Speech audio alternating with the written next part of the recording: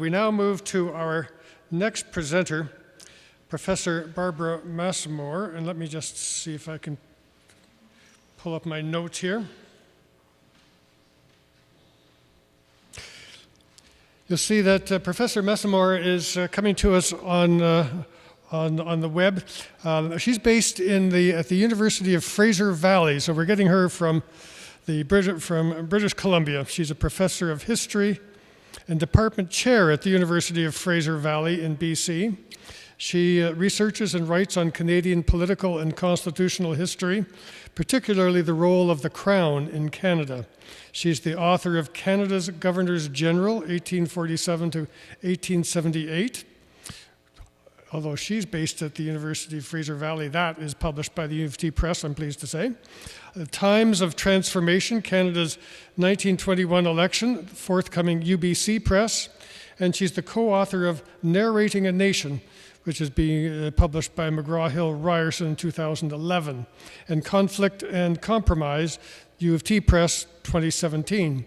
She's published articles on various aspects of John A. Macdonald's career, his foreign policy, tariff protection, and relations with imperial authorities. She co-founded and edited the Journal of Historical Biography and is vice president of the Institute for the Study of the Crown in Canada. And I want to note that Professor Messamore is not the only one joining us online this evening. We're streaming this broadcast out, and by the numbers we have so far, there's approximately 60 folks watching us online, and they're welcome to participate too. Those of you who are online, you can get your questions and comments in too by means that are more familiar to you than they are to me. But at this point, Professor Messamore, the floor is yours. Thank you very much. Okay, so what I want to talk to you about today, I've called John A. Macdonald and the Art of the Possible. The German Chancellor, Otto von Bismarck, was born just a few weeks after John A. Macdonald, and he once said that politics is the art of the possible, the attainable, the art of the next best. And this seems to capture Macdonald's philosophy pretty well. Those who survive a long time in politics are usually those who've learned the art of compromise. Macdonald took the long view, accepting what he had to and trusting that details could be worked out later. Politicians then as now cannot always bend things to their will. They're always limited to what will be supported by others. Of course, this also means that they themselves generally recognize that their solutions were imperfect. To commemorate them isn't necessarily to idealize. In a future session, we know others will address the single most contentious part of Macdonald's legacy, his policy with respect to Indigenous people. One of Macdonald's comments, for example, has been much quoted.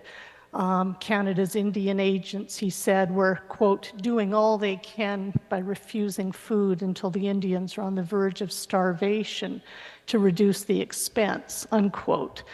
Well, for what it's worth, Macdonald faced a lot of criticism for those famine relief policies in his own day, too. But ironically, it was most often for what opposition critics saw as excessive spending. In the spring 1882 parliamentary session, for example, the Liberal finance critic Richard Cartwright complained that federal spending on Indians that had been $421,000 in the last year of their administration had grown to $909,000 under Macdonald's government. So this is the kind of context in which those comments were made. Policy failures, however tragic, do not necessarily stem from ill will. And I hope that when future generations assess our own actions, they'll bear that in mind too. My own focus here is on the imperial dimension, the ways in which Macdonald managed the imprecise degree of autonomy Canada enjoyed as part of the British Empire.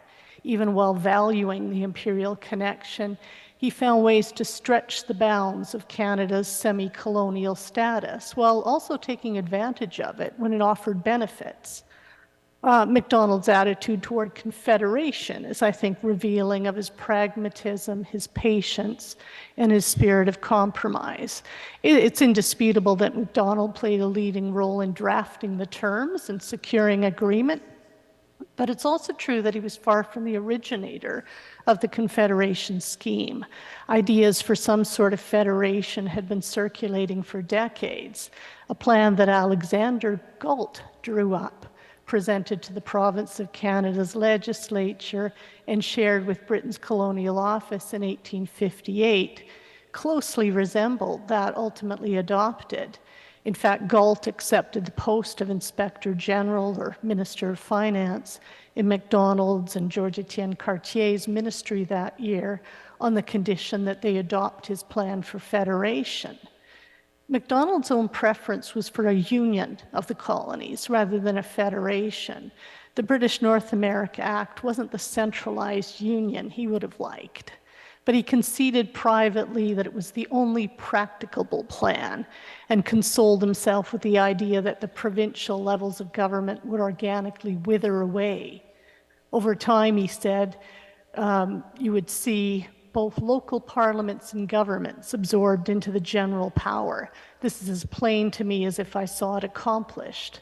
But of course, it does not do to accept that point of view in discussing the subject in Lower Canada, that is, in Quebec. You'll probably know that the British North American colonies had achieved self-government in internal matters 20 years before Confederation. But even in 1867, full autonomy in foreign affairs remained decades away. Macdonald's character is evident in the way he negotiated Canada's ill-defined status in the British Empire. He was able to push the limits of Canada's sphere of action without confrontation, while finding what we could call innovative ways to exploit the bonds that still existed in the post-Confederation era. Tariffs are a case in point. In 1871, Canada, for the first time, had a seat at the diplomatic table during the Anglo-American Treaty of Washington talks. Macdonald took part in what one British statesman called diplomacy in leading strings. He wanted a new free trade deal to replace the reciprocity arrangement that had ended in 1866 and offered the US the inducement of access to Canada's inshore fisheries. But the Americans weren't interested in a trade deal and wanted to simply make a cash payment for fisheries access. Macdonald knew that the British were eager to mend fences with the Americans on a number of other scores, and he planned to exploit that eagerness. When it became clear that Canada would have to compromise on their own diplomatic goals, Macdonald hoped to wring financial compensation from Britain. While in Washington, his strategy was to ask his cabinet ministers to write letters to him expressing disapproval of the proposed terms. He passed these letters along to the Governor General, Lord Lisgar, with the request that he share them with the British delegation. The idea was that the letters would demonstrate Canadian unwillingness to accept the treaty without some additional inducement. I've described Macdonald's tactics as Machiavelli meets Mr. Bean. Macdonald unwittingly passed along one of his own letters in which he laid bare his scheme. "I've worked out a plan in my head," he wrote to Francis Hincks. "Our true policy is to hold out to England that will not ratify the treaty, and I have strong hopes that in her desire to close every possible cause of dispute with the United States, we can induce her to make us a liberal offer. We should lose all this advantage if we show any symptoms of yielding," unquote.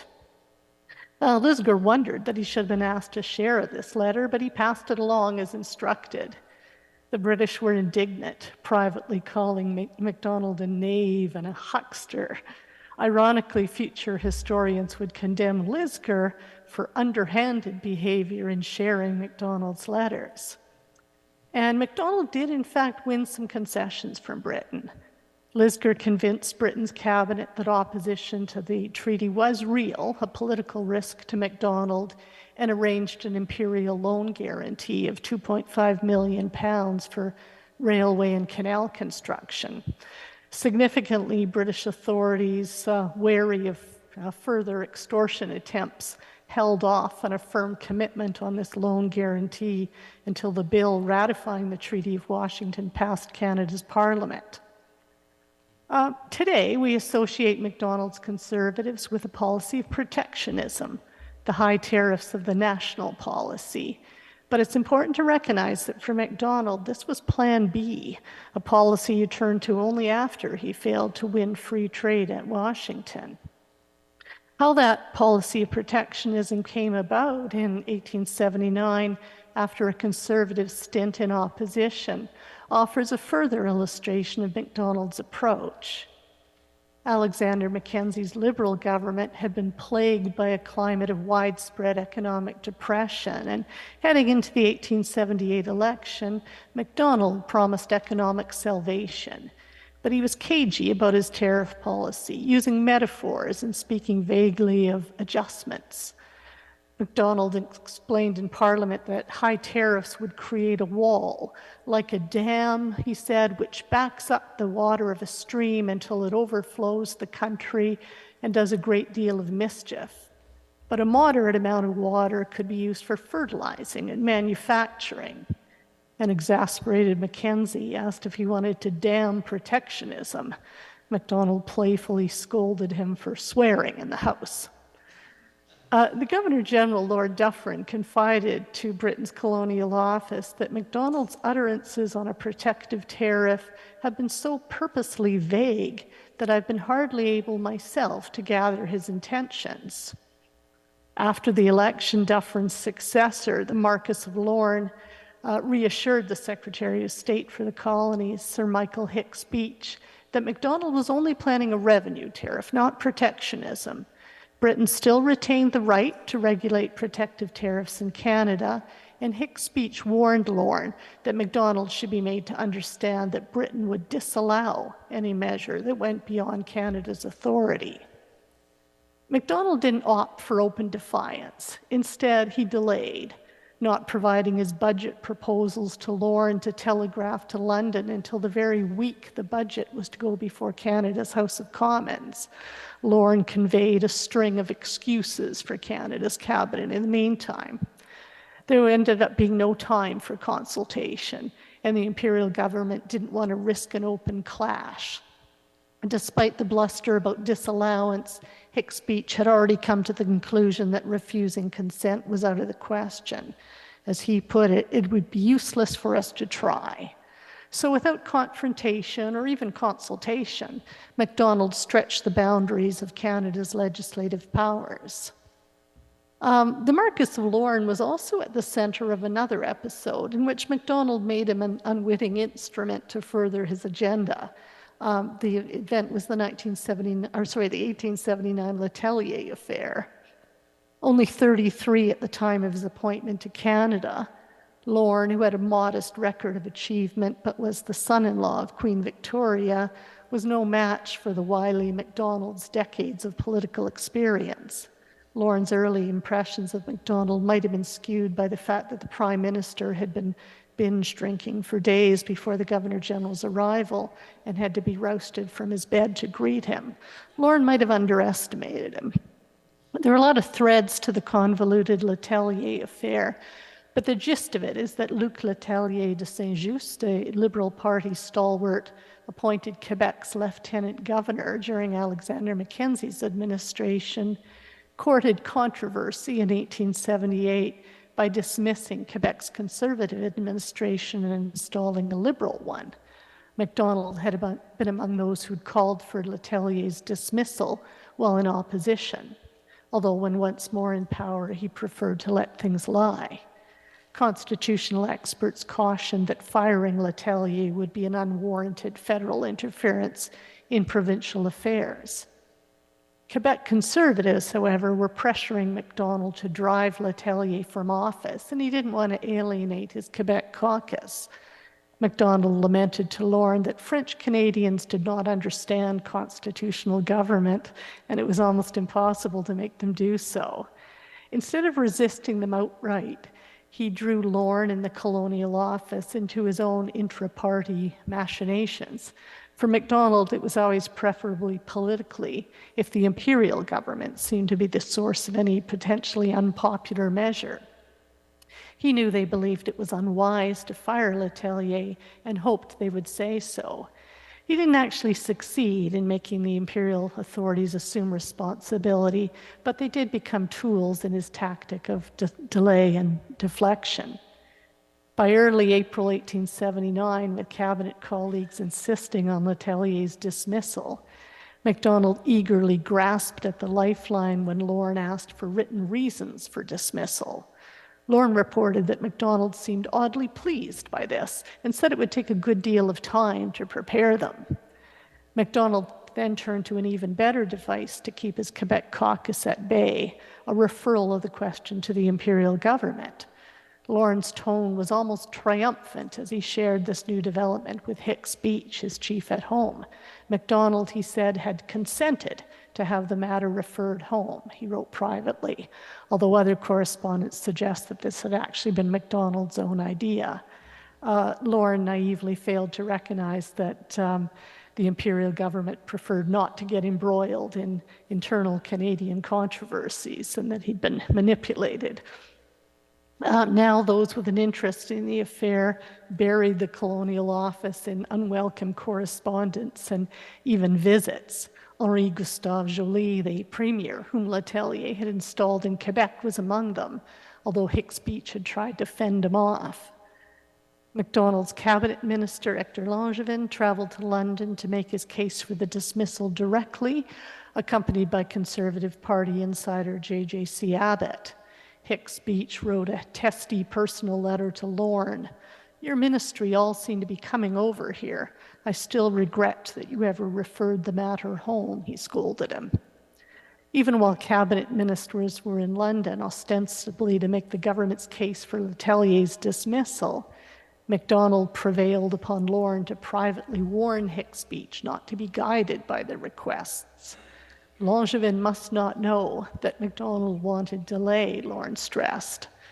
Macdonald believed that time was needed to calm Quebec excitement and increase the likelihood that the decision would come at a time when Parliament wasn't sitting. In the end, the Colonial Office responded that the question was one affecting the internal affairs of the Dominion with which the Canadian government was fully competent to deal. Macdonald was ultimately compelled by his Quebec caucus to dismiss Letellier and appoint a Conservative partisan. He couldn't make the imperial government wear the decision, or indeed manipulate them into preventing it. But in the meantime, he'd gained a little breathing room. There were other ways, too, in which Macdonald used Canada's semi-colonial status as a political shield. The evidence suggests that the last instance of the Governor-General reserving his assent to Canadian legislation was not an example of heavy-handed imperial interference, but rather a move that Macdonald encouraged. The 1886 Fishing by Foreign Vessels Bill, sponsored by Minister of Marine George Foster, was driven by maritime outrage over American fishing encroachments. But Macdonald worried that the bill would hurt pending diplomatic negotiations. Macdonald, quote, did not venture to squash the bill himself, the Governor-General, Lord Lansdowne, recorded privately, because of maritime opinion. And he saw reservation as a way to gain time. So despite what two British statesmen independently called Macdonald's fast and loose tactics, many British statesmen and almost all of Canada's British appointed governors general retained admiration and even affection for John A. Macdonald. Many British statesmen thought that Macdonald looked strikingly like his contemporary British Prime Minister Benjamin Disraeli. And I just want to quickly share an image with you here. I can share my screen if I can do that. Let's see, I better open this up.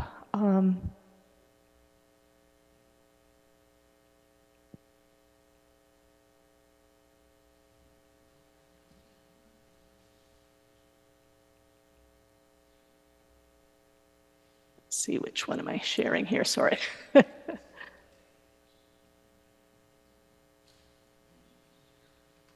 we are.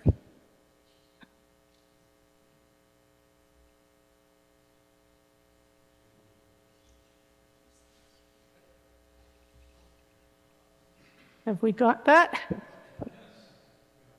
There's an image of Disraeli and Macdonald. Some people thought that was a striking resemblance. I'll leave for you to decide if that's the case. Lord Dufferin asked Macdonald to be godfather to one of his children, much to the disgust of Mackenzie, who was indignant that such an honor should go to what he called a drunken debauchee. In a private communication left for his successor, the Marquess of Lorne praised Macdonald's gentlemanly ways and unquestioned leadership. Virtually all of them continued to correspond with Macdonald after their terms of office, and sometimes even let him know that they were fighting Canada's corner in British corridors of power. And that was undoubtedly a useful service that Macdonald's friendly, sustained communications served to promote.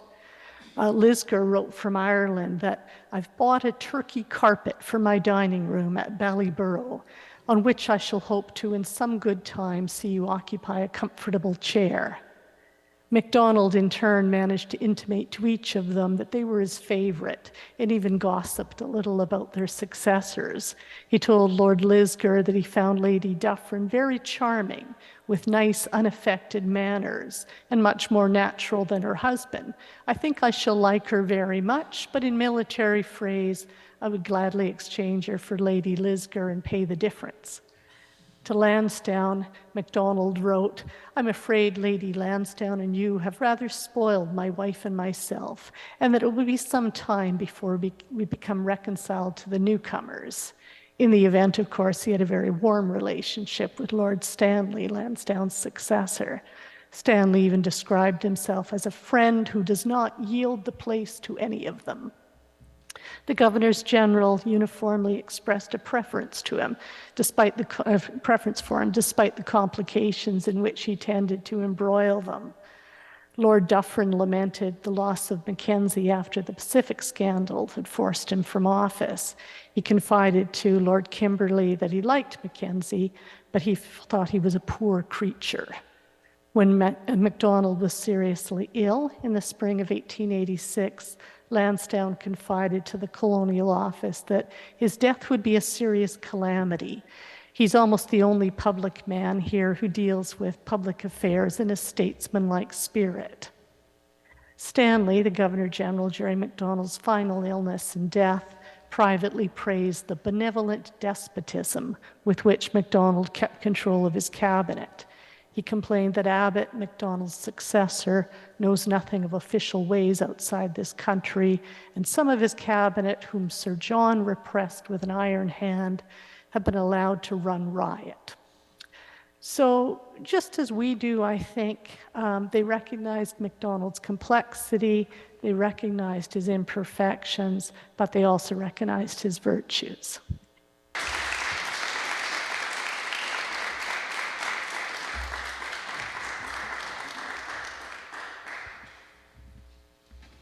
Okay, we're rocketing along quite nicely here. Are there questions either in the hall or online? There's a lot of material packed into those remarks. I'm interested in knowing the relationship between the Prime Minister and Governor General is something that doesn't cross my mind very often, and obviously there was a a robust relationship between Sir John A. Macdonald and the Governors General in his day. I'd be interested in knowing, is that just a difference in perspective? I'm just not tuned into what's going on these days? Or was the relationship far more active then than it seems to be these days? Well, I think the Governor General was a conduit, a kind of a way to connect with imperial authorities. It was before the creation of Canada's High Commissioner, and incidentally, that too was something that Macdonald was responsible for. He'd initially had a personal friend, Sir John Rose, kind of acting as a conduit to him of information. before actually formalizing the position as a Canadian High Commissioner. But I think that that relationship was an important one, and typically the people who were appointed were deeply immersed in the British political world. They were, British aristocrats of some stature, and they could often, I find, become advocates for Canada's position in Britain's cabinet and, argue Canada's point. So, for example, Stanley, when it came to conflicts over sealing with the Americans, would kind of push British authorities in the Foreign Office too. So I think it was an important relationship, and I think Macdonald had the kind of character to get it right. Some contemporaries, like I think Mackenzie, for example, was a little bit ill at ease with British aristocrats, and others, people like Edward Blake, who succeeded Mackenzie as Liberal leader, was kind of prickly and a bit churlish, so they kind of swayed between this obsequiousness and this churlishness that it didn't quite hit the right note. Macdonald seemed to be friendly. He wasn't fawning. He kind of got it right. And so these were enduring relations. And I think they did respect Macdonald. They sometimes were exasperated by him, but they did respect him. And of course, Confederation brought the provinces of Canada together, but it didn't bring to Canada, to the Canadian government, all of the attributes and powers of statehood. A lot of them were retained by the mother country, and presumably the Governor General was responsible for seeing to it that the Dominion didn't creep too deeply into the prerogatives of the mother country. Now, you've commented on the ways in which Macdonald made some progress on Canada's behalf, intruding into the mother country's authority. I'd invite you to comment more about just the relationship between Canada and Britain in those areas where ostensibly the authority was retained by the mother country. But it seems pretty clear from your remarks that Macdonald was doing a pretty good job of intruding in on the mother country's prerogatives. Maybe a few more comments on just how that worked out over those years, and to what extent Macdonald was effective in bringing about change compared to how his successors and opponents did in the same area. Yeah. I mean, I guess the bottom line in that would be very tactfully that I think Macdonald did stretch the bounds of Canadian autonomy. It was surprisingly ill-defined, that often people are struck by that, students in particular, when they look into it, that there wasn't some codified set of rules, that often it wasn't quite clear. And Macdonald did find ways to navigate those things. So, we often hear, for example, that Canada was directed by Britain where it came to participation in foreign wars, right up to the Statute of Westminster. We see Canada's autonomous declaration of war during World War II, but kind of the sense of it being automatic during the Great War.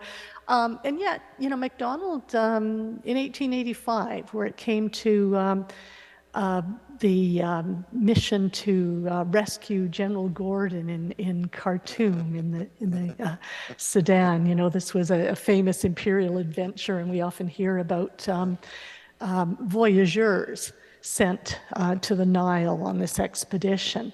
But Macdonald was very clear that we would do this as individual volunteers. This wasn't to be any kind of Canadian contingent, and he was clear on that where it came to Canadian defense, such as it was to be home defense, and that Canada wasn't going to be compelled to take part in imperial adventures that they didn't feel met Canada's needs or Canada's agenda. So So I think that he was generally tactful, and you know, the examples I've shown, I suppose, were about him where it was appropriate, kind of stretching those boundaries, but not doing it by direct confrontation. And you know, and I think the British too were kind of, you know, Dominion status, Canada's status. This was a new experiment, and Canada led the way in this in the Empire.